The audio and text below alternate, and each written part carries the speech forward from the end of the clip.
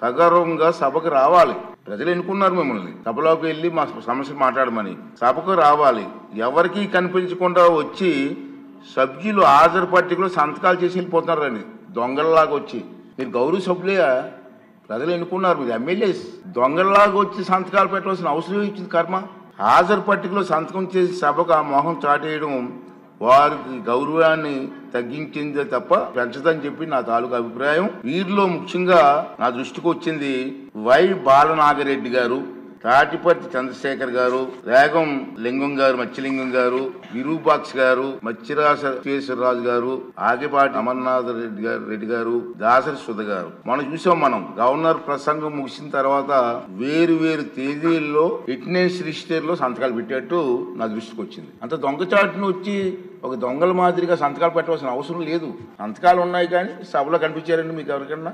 నాకైతే కనిపించలేదు.